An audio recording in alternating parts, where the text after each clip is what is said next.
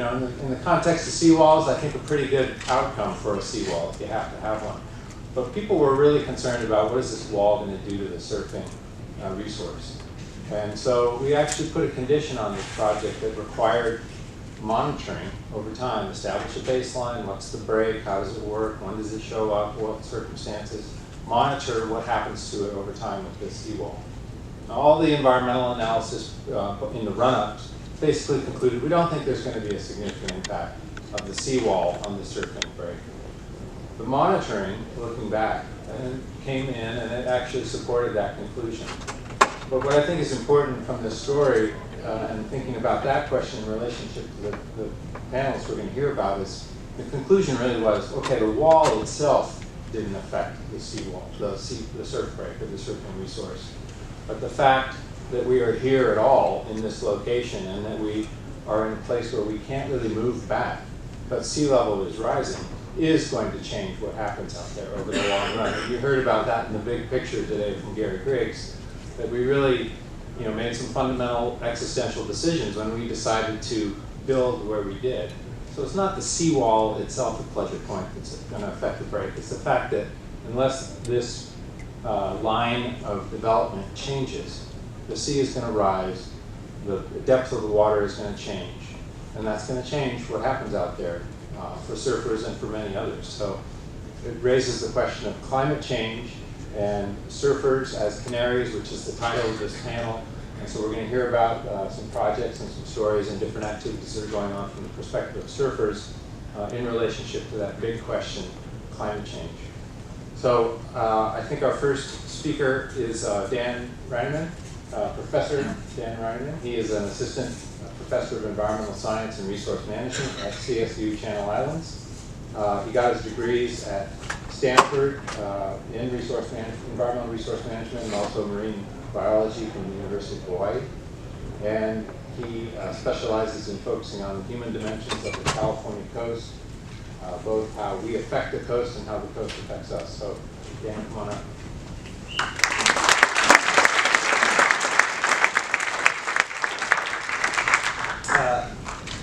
Thank you, Dr. Lester. Thank all of you for being here. This is pretty awesome. So the theme of this panel is a metaphor. I actually want to start with a different metaphor. So we are here, and if you keep zooming in on here, you'll see that surfers are actually literally on the front lines for a lot of these issues that we're talking about at this conference. So just hold that in your brain a second. I want to try to come back to that at the end. That we're on the front line. But so now shifting metaphorical gears metaphorically. So surfers as the Canaries of the coast. This is the domesticated canary.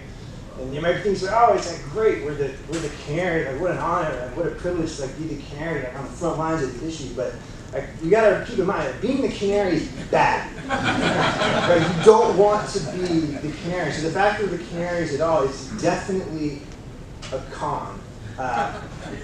It's a very dubious privilege to be the canary. And so at this point now, in this global experiment that we are conducting, great big N of 1 experiment on Earth, we're basically have taken Earth into the coal mine, and we're starting to understand a little better now some of the effects that global climate change is having on waves and surfing. So I just want to give you a couple of examples of that, and then zoom back out and try to patch it all together. So one example, these are some projections of impacts projected impacts based on global climate models that Mark Hammer and his group did, comparing the size of significant wave height, the size of the swell in the ocean at the end of this century versus the end of last century. So if you see dark blue, it means it will be smaller out there. If you see dark red, it means it will be bigger out there. And the takeaway is there are going to be changes, and whether that's good or bad depends really on where you live and whether you like big waves or small waves. Also on a global scale, we got a great overview of this from Dr. Gary Cruz this morning. We have a much better sense now of constraining the estimates on what sea level rise is going to look like. This is based on the very recent figures that came out just last month, that if the basic sea level rise continues at the current rate, 26 inches by the end of the century, almost certainly a conservative estimate. So 2 feet doesn't sound like a lot. As Gary says, it'll almost certainly be more. Bringing that back to waves, what does that mean for us? We used an even more conservative estimate, and we put this paper out last year, estimating, projecting the impacts of that sea level rise on surf splotches here in California. And again, there will be changes. Whether they're bad or good is going to depend a little bit on where you live. But maybe the takeaway for the state of California is that we estimate that roughly 1/3 of the surf spots that we know and love will be totally drowned or threatened by drowning by the end of the century. And Santa Cruz takes a big hit. So thinking about climate change bigger, more broadly, it's not just global swell patterns, it's not just sea level rise. It is a ton of incredibly complex interwoven issues. Whether it's the intensity and frequency of El Nino, what that does with rainfall and erosion patterns and sediment budgets on our coast. It's phenomenally complex trying to understand what this will mean for waves here in California and in all of your home places. And I think the takeaway is that the wavescape, just like the landscape changes over time and the seascape changes over time, the wavescape is going to change. This is basically inevitable at this point, because we're not all going to go start driving Teslas tomorrow. Even if we did, like, that wouldn't fix the problem, right? So there's going to be change. But I think the big picture context is that there has always been change. The wavescape has always been changing. So Gary showed us a nice chart. Here's a slightly less pretty version of it. But if we were all here 20,000 years ago, we're worried now about less than a meter. 120 meters of sea level rise is a really big change. Geologic timescales kind of make us feel heavy. And so this is where the coastline was 20,000 years ago. And so none of us were here. The certainly probably hadn't been invented yet. But if we could all jump in the Wayback Machine that Nick and the crack team at Save the Waves are developing and go back to surf, I decided there were certainly waves on the coast of California 20,000 years ago. And there are certainly waves right up through to the present. And if people weren't a part of this equation, there would almost certainly be waves in the future. So what I want to argue is this, is that on kind of human timescales, which is the timescales that we exist on, that are important for us and for our waves here and for surfing, the impacts of climate change, I would argue, are really second order, even though they're big, compared to the impacts of how our coastal societies are going to respond to those impacts. So what do I mean by that? What I mean is that obviously we as humans have the ability to cause slow, incremental changes in our environment. That's what we are seeing with global climate change. But we also have the ability to transcend those slow, incremental, subtle changes and create really instantaneous, fast, significant, and potentially devastating effects. And it's kind of like the analogy would be that politicians don't get in trouble for what they do usually. They go to jail for how they cover it up. And so that for me is how I'm starting to think about what's happening on our coasts in the future of waves. So some specific examples of what we mean by that. I think that this natural dune system down at Fort Ord State Park, further down the bay, has a much better chance of responding and evolving and adapting naturally to the changing environmental conditions that we are going to reach upon the monitor day. A much better chance at surviving and still being a happy beach with potentially some floppy shore right now and then into the future. Much better chance than this beach or this beach. these are my students surveying the impacts of the seawall on the beach slope. So zooming back out again, the wavescape is going to change. It's going to change because of what we are doing in the big, slow, subtle ways. It's going to change because of what we're doing in the very direct, short-term ways. And we've been having this effect for mostly ill, but sometimes good ends for a long time, so we don't have to look much further than the disappearance of Killer Dana when in 1966 the Army Corps of Engineers started blowing the breakwater at Dana Point. Killer Dana goes away. But in the 30s, we built the Newport Harbor jetties and we created the wedge. We built the pier at Sebastian Inlet, made first peak, and then we took it away again, and maybe now we'll get it back. So this is how we've been interacting with our coast forever. So the wavescape is going to change. It's going to change. And I would argue that how much it changes really is up to us. And how we respond to those subtle long-term impacts that we're having. So, we are here. We have this dubious privilege of being the Canaries, but I think it's also an opportunity or even a responsibility that we are the Canaries, right? So we are the ones that are going to be out there experiencing and detecting and documenting these changes. And we need to document them, and we need to tell them and to retell them, and they're going to be these local issues. So we're not going to prevent global change. It's basically baked in. But we in our communities, the people in this room, the organizations in this room, have the responsibility as Canaries to go back to our local communities and pay attention to what is happening in them and have, I think, a very profound opportunity to shape how the wavescape changes in our local communities and hopefully prevent some of the worst things from happening. So what I think you're going to hear in this next batch of talks is really interesting examples of how local communities are actually starting to do that on the ground. So thank you for your time and for this panel, and good on you all.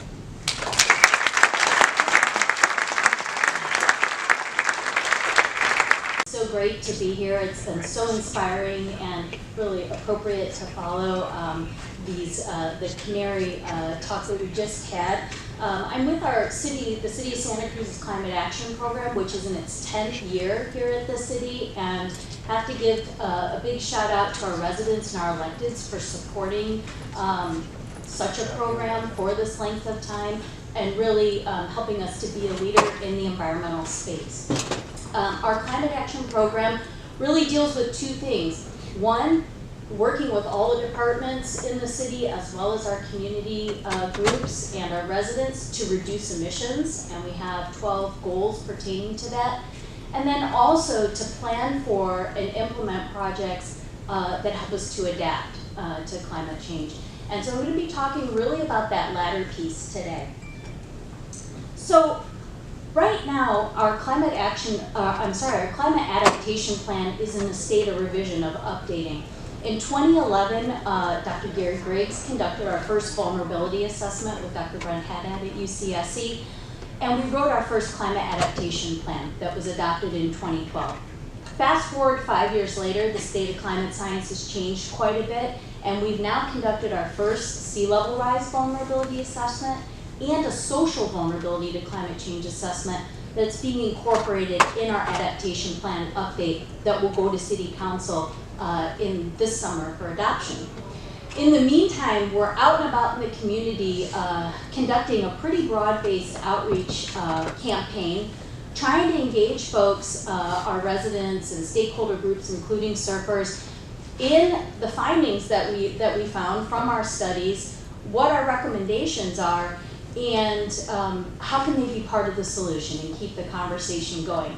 So a lot of what I'm going to show you right now kind of draws on the techniques that we're using in our community and why we're using them as I share with you what we're doing and how eventually I'll be talking about how we will be engaging surfers in this effort. So the first thing that we do is to ask folks, what do you love about Santa Cruz? what's your favorite thing about Santa Cruz? And as Sanjay had said in his keynote speech, the reason why that we ask this question is because we're looking to find shared values.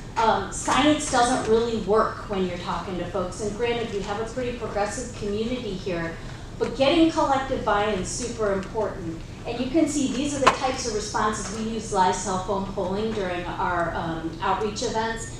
And you know, we get a lot of comments about the natural beauty, and of course, like this arrow shows to the little surf icon, of course, surfing. What do all of these things have in common in the climate context? They will or are already impacted by climate change. So again, this is a way to get everybody on the same page with that. Our outreach, not only are we doing community forums, but we're really taking a broad-based approach. We're working with groups like Groundswell, Bill Henry's here to do community coastal restoration work days. We're developing awareness walks. We're tabling at Spanish language story time at old folks' homes, really trying to get out there and talk to especially folks that are vulnerable in our community, who of course live in areas that are most vulnerable. So as far as our climate change impacts are concerned, Dr. Griggs really covered these very well, and we're really focusing on sea level rise here today, but this shows the range of impacts that we really are experiencing here in Santa Cruz. We're really watching out for saltwater intrusion. Only 5% of our waters that need to be discussed that affect different interest groups in different ways. So really initiating that conversation was the goal of this outreach campaign, because we've never been out in the community talking about this kind of stuff. And then the Adaptation Plan update also contains 61 prioritized recommendations that range from policy, you know, should we do managed retreat, where, should we raise the height of development, new development, infrastructure, do we need more seawalls, do our pumps need to be upgraded, perhaps we can implement green infrastructure like vegetated dunes. And lastly, the education piece. So as I mentioned, we're doing a really broad-based outreach campaign. We have fact sheets, frequently asked questions, slide decks, all translated into Spanish also. And again, trying to get out in the community and really have this conversation. So turning toward our understanding our spatial and our temporal extent of particularly sea level rise impacts, we worked with Central Coast Wetlands Group. Ross Clark is a familiar name in the room. He previously held my position at the city. Helped us to conduct our first sea level rise vulnerability assessment to meet state requirements. And so we used latest available data to project over time what the combined effects of sea level rise, again, erosion, rising tide, and coastal storms would look like. And so these two maps that you're looking at are two different scenarios. One in which we assume that all of our protective structures, our pumps, seawalls, and levees will hold. That's on your left-hand side. And on the right-hand side, assuming that everything would fail. And what you're seeing here are some blue shaded areas. The darker blue, so that shows the extent that we're projecting these impacts. The darker the blue is closer to now, so our baseline year was 2010. And then the lighter shades of blue are farther out towards 2100. So we've projected at 2030, 60, and 2100 what these impacts would look like.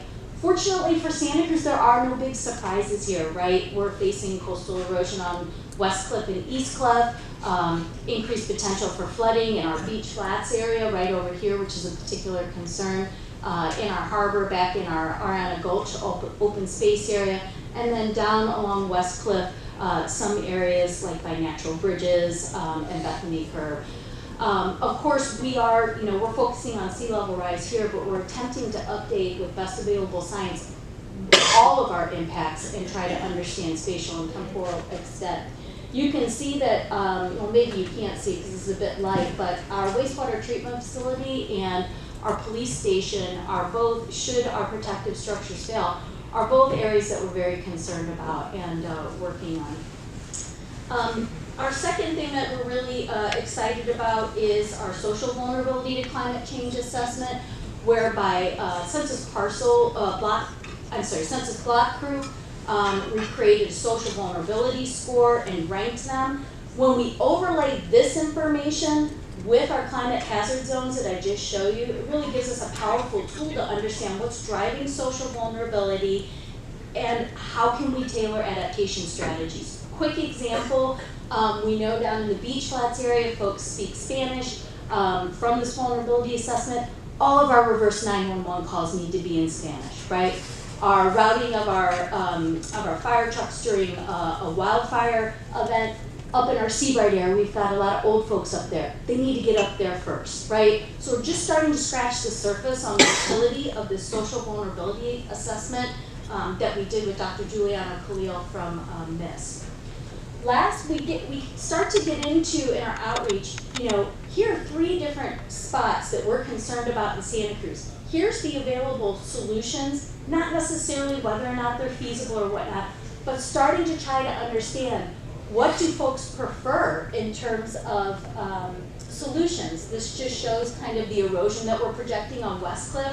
You know, it's gonna come into the roadway and we need to deal with that. And these are some sample responses through our live cell phone polling on, you know, what do folks want to see. So what's next for us as I'm rounding things out? Well, just today we're installing a sensor on our trestle bridge so we can monitor sea level. We're going to be working with Save the Waves to integrate some of the Global Surfing Reserve report information and hopefully do the surfonomics study for this area so that we can get cost-benefit analysis done not just for tourism and habitat shifts, but also for our surfing resources. We have a ton of other analyses. We're looking to do virtual reality outreach, very immersive experience as a next step in our outreach campaign. And just to kind of round things out, we are leaders in this area, but there's more to do. My call to action to you is please continue to reduce emissions as aggressively as you can. You know, if we have any chance of slowing things down, we are one of 5 jurisdictions that are suing the fossil fuel industry, something we're really proud of, so stay tuned on that. And for folks that are in Santa Cruz or even where you live, start to get familiar about your planning, know where you're at relative to the impacts, and participate in future conversations around solutions. So thank you so much. Please see our website for all the materials I mentioned. Thank you.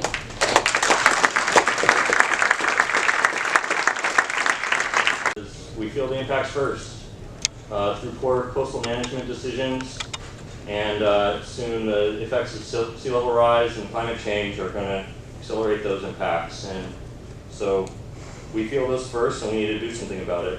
And this shot is of Surfers Point in a restored condition after a stream event last year. So the site is in Southern California, Ventura. It's at the mouth of the Ventura River. It's an iconic point break surf spot. Most of you probably know it, maybe have surfed it. It's at, just south of the, or east of the Ventura River mouth there in the middle of the screen. I'm going to be talking about this area at the top of the point. First of all, I want to thank Paul Jenkin from Surfrider, Ventura County. He really led the community effort over the years to get this project in the ground. And he fought against the city and all sorts of other that want to do traditional approach of armoring the shore. By armoring, I mean you know, building a wall or a rock revetment, which are, you know, impact surf spots greatly. And so thanks to Paul.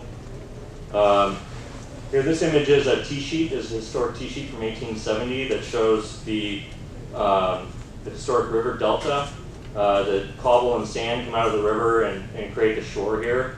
And that red line is the approximate shoreline at that time in 1870. And now zoom forward to about 2000, there's been a lot of development along the shore here.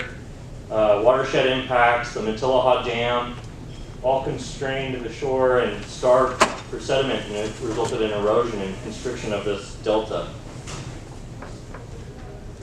And so after the bike path was constructed in 1989 and 1991, a series of storms started hitting and resulted in this erosion. And this was what the city was going to respond to by building a wall. And luckily, Surfrider and the community organized. Paul and Surfrider got over 100 people out at the community meetings to demand that a seawall not be built, and they look at manage and retreat, which is a planned relocation of assets landward from the shore. And so the area here, the gap, is where that photo is taken. There are a couple other areas right there that were impacted. So here's another photo, and there's an emergency revetment that was constructed without permits that was there for over 20 years. So it's time for a new path. You know, we need to find a way to just to resolve this issue of just having crumbling infrastructure on our beaches. You know, there's got to be a balance. So this image is a summary of the project, a schematic of the area. The area in yellow is the phase 1 project that was implemented. So that's parking and a bike path that was removed and relocated landward into the brown area just below. And the area with the purple line on the left, that's the phase 2. We've done the design for that, but it hasn't been implemented yet. And here's some information about the construction. I'm going to flip over. Construction started in fall of 2010.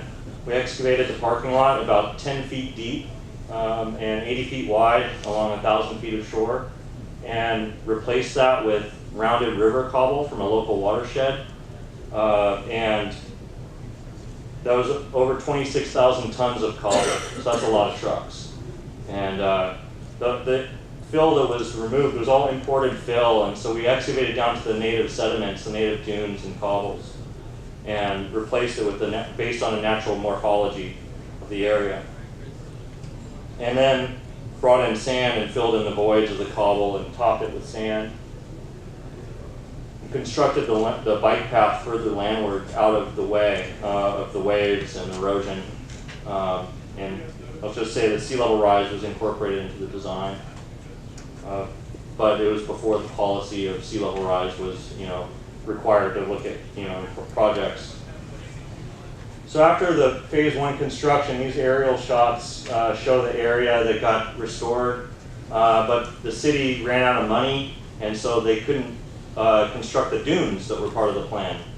So that resulted in some severe wind-blown sand issues, because when you have a flat beach, you might know that the sand just gets picked up and blows all over the place, and it was a nuisance. But the city was able to opportunistically get some sand at a nearby Pier Pond development through a lawsuit. So they excavated that sand and moved it over to the point. And then the dunes were graded and seeded with local native seeds. And then without irrigation, they started sprouting.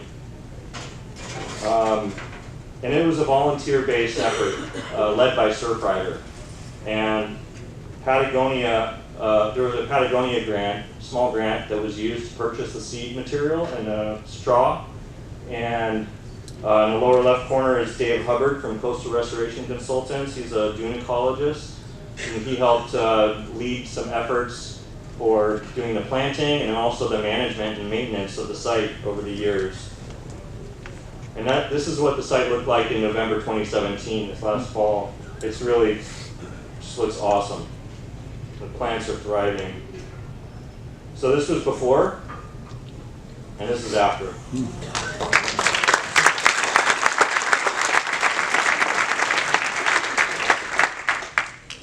So this is an aerial shot of the site. You know, you can see phase 2 site up in the top of the image that hasn't retreated yet, and it's next to go. It's eroding, and along the whole point, it sits very bold and it's all vulnerable to erosion. So yeah, it's a long road to implementation. The impact started in around 1990, and we didn't get this thing built until 2010. And so that's over 25 years of perseverance and a community, organized community that really fought for this to happen. And so here's another before image, and then after aerial. which shows how much beach was restored there. And this is for reference, that's where the original bike path was. So these natural systems are inherently resilient to climate change and extreme events because they've always existed that way. And so softening the shoreline with the cobble berm and the dunes, we're able to manage the effects of the wave run-up and overtopping. And this is an extreme event on December 11, 2015, where I think some people have categorized that as a 100-year event for the site. And you know, the site performed really well. And the top right photo shows the spring afterwards. The cobble berm got exposed and the cobble surface was there, and it performed as planned. And by the fall, the next fall, sand had filled in and widened the beach again. But just down the point, where the bike path sits bold on the shore and there hasn't been any retreat, that same event caused a lot of damage, wave overtopping and erosion, and collapse of some palm trees, which was a big deal to the city for some reason. And they declared an emergency and constructed a rock revetment. And that's one of the big impacts to it, to surfers. And access, wave quality, waves reflecting off the hard structure back into the surf zone. And so this is an ongoing issue that the Surfrider and others are dealing with the city on. And here's the phase 2 location. As you can see, just an eroding scarp. And I'll mention the guy on the right, that's Bob Battaglio. Some of you may know him. He's a legend coastal engineer. He's my colleague at ESA, and he's one of the Mavericks pioneers. And we've been working on this project together for a long time, and we hope that the phase 2 gets built. So just some final thoughts. You know, this is a community approach, and it requires a community to come together and develop a vision and move that forward. It's not about the engineer. It's not about the person at the city. They're just going to help facilitate that process, but it really requires community members coming together and pushing these ideas forward. And of course, financing and implementation is an issue. Dealing with property, private property especially, understanding how it's going to be valued and how do people work together to figure out what sites are going to be able to be retreated, which aren't. But this is an example of a successful managed retreat and climate change adaptation. You know, we're losing our beaches, and it's getting worse from armoring with rock and walls. And with sea level rise, it's only going to be more pressure and worse. So retreat is the answer. Surfers Point is one of the only surf spots in the area in Ventura that breaks during high tide. So this is an idea that should be propagated and used in other locations. And of course, like I said, it can't be used everywhere, but it's an idea. So respect the beach is my final point. And remove Matilaha Dam to let the sediment down to the coast. So I wanted to just acknowledge all these people. I'm not going to read them, but it takes a lot of different organizations and people. The Coastal Commission unanimously approved this with conditions to monitor over time, which we've been doing. And I'm just going to leave you with this final image of the point restored site. You know, it's going to last for a while, you know, and hopefully be implemented in other places. Thanks.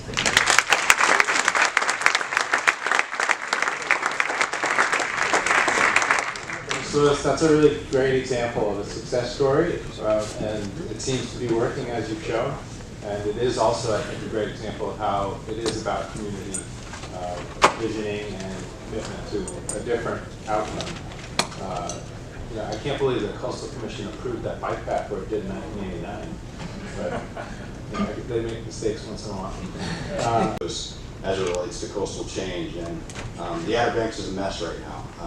And one of the biggest events that we've had since Hurricane Sandy in 2012. So these subjects are very near and dear to my heart because it also impacts my local community. So a little bit about who Surfline is and what we do. So we were founded in 1985 by the late Sean Collins.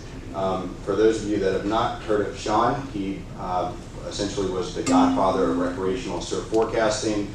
My first boss and undoubtedly the most influential person in my career.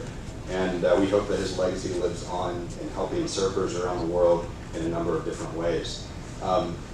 So when Sean started the company, we primarily provided surf reports and forecasts to Southern California. We're now global, and we've expanded beyond surf. We've got properties in the marine forecasting space, buoyweather.com, and also fishtrack.com, where we provide offshore fishing tools to fishermen and women and also related content. Believe it or not, Surfline's got 80 employees, or right around there now, which is amazing. Just a few years ago, we only had 30 or 40, so we are rapidly growing. And we're broken down into a handful of departments. The forecast and science department that I represent. We've got an editorial team, obviously, led by Marcus Sanders back in the back there. Product and engineering team, marketing, customer service, and probably a few other folks that I forgot. Cam team, I can't forget our Cam team. I'm going to talk about cams in a minute as well. Within our forecasting and science department, we've got 10 full-time meteorologists, 4 data scientists / wave modelers, and lots of contractors all around the world to support our 365-day forecasting operation that is known as the Surfline Report and Forecast Service. So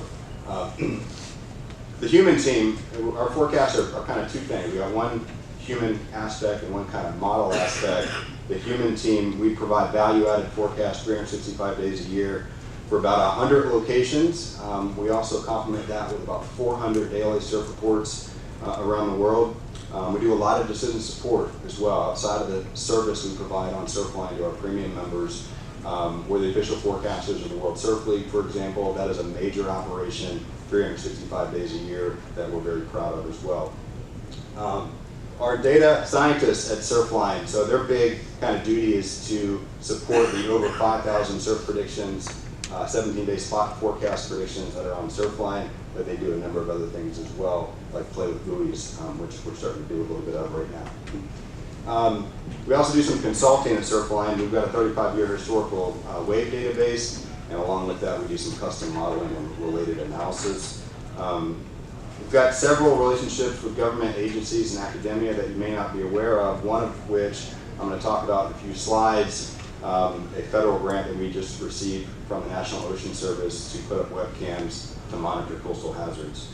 And as I mentioned before, we recently acquired magic seaweed, so we now have the ability to serve over 4 million ocean enthusiasts a month.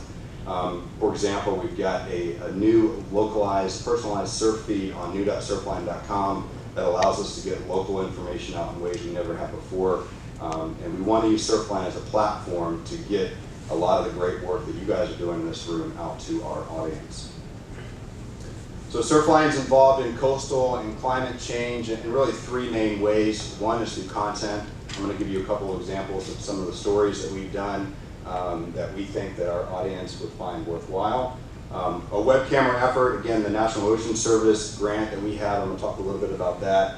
And finally, a couple of related wave modeling efforts that we are working on. So a little bit of that slide got a little jumbled. I guess probably a keynote conversion, but so we've written a number of stories related to climate change, essentially just repackaging and summarizing articles that have been published in peer-reviewed literature.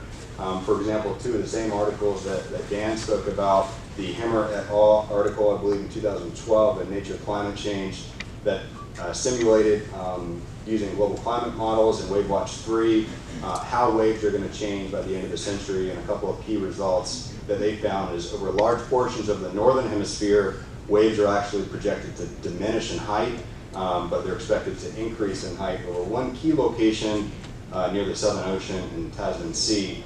So that is a little bit interesting for those that love Southern Hemisphere swells in the room.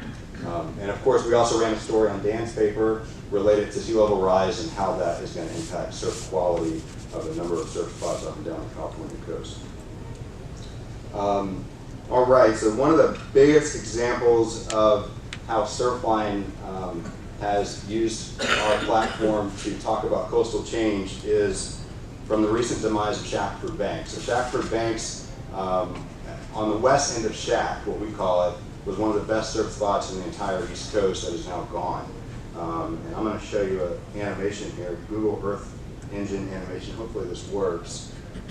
You can see Shack was on the far west side of that island. You can see over the after about 2011, it just went away. The surf spot was right where that erosion occurred, so it's no longer, which is very unfortunate, because when you get a quote like this from somebody like Benny Bourgeois, former world championship tour surfer, Shack was the best beach break on the East Coast straight up. That's pretty powerful if somebody like Ben is saying it. And the reason why Shack was so good was not really that much different from why places like Moss Landing are so great, because there still is a deep water channel that's been carved out over the years through dredging to support the port of Morehead City. That deep water extending very close to very shallow water on the west end of Shackford Banks allow waves to focus, similar to many canyon breaks that we know, like Moss Landing, Black's Beach, and even Nazare, but not quite as amplified as those other examples. But unfortunately, the west end of Shackford Banks is no longer that close to that deep water, that channel, so the surf spot is gone. So after we published, this slide got a little mangled too, but after we published this story about Shackford Banks, we got a lot of questions. Is this related to sea level rise? And we actually don't think so directly. We think it was the dunes were compromised in 2011 and 2012 from hurricanes Irene and Sandy, and that allowed sand to essentially slide and march right into that deep water channel. So if that man-made channel wasn't there, we don't think that this would have happened.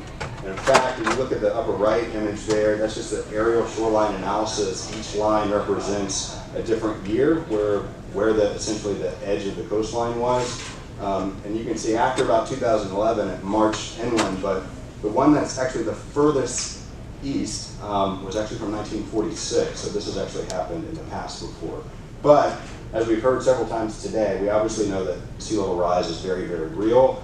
So we think that more situations like this are going to happen to prestigious breaks like Shackford Banks. So maybe Shack essentially was a canary in the coal mine.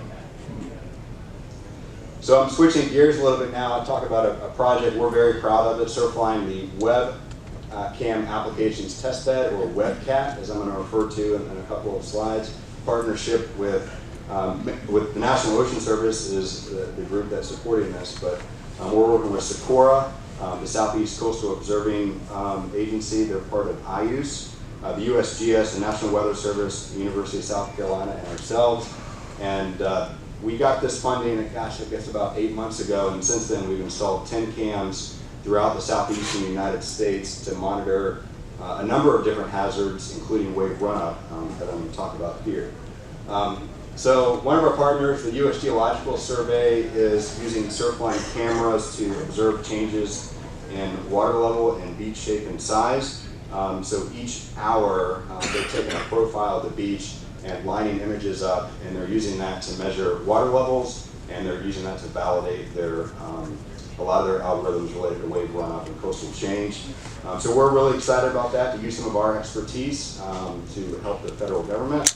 And again, we think that these threats are obviously going to become more and more prevalent as seas continue to rise. And in the upper right-hand image, that's one of our cams, Buxton, North Carolina, coastal flooding hotspot, and this cam was just installed. Also happens to be a great surf spot there, but we installed that cam specifically to measure wave runoff for the U.S. Geological Survey. So I'm going to show this quick animation. So this is a Surfline Cam. This is Daytona Beach, Florida in 2016. We've got a syndication platform that we provide the media, people like the Weather Channel and CNN, so they can stream these things live. So we're happy that, Surfline, not only can we inform surfers of when the waves are going to be good, but we can tell the world when there's threats like this associated with storm surge. And just the last slide really quick, I got a minute left. It turns out that when you get storms like Matthew and the one we had over the past weekend that impacted the entire East Coast, kind of messes with our wave models a little bit. It messes with the bathymetry, it messes with the coastline, it makes things harder to predict. So we're involved in a couple of efforts to mitigate that.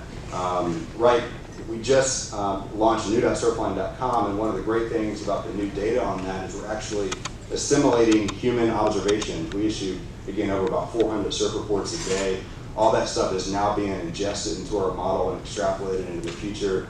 So when these storms come and they change the coastline, they change the bathymetry, there's a lot of uncertainty, but at least we have a little bit more ground truth than we used to through this assimilation process. And we're really excited about that to mitigate some of these issues. And last but not least, a lot of the problems we've talked about today are going to be harder and harder to solve through traditional physics.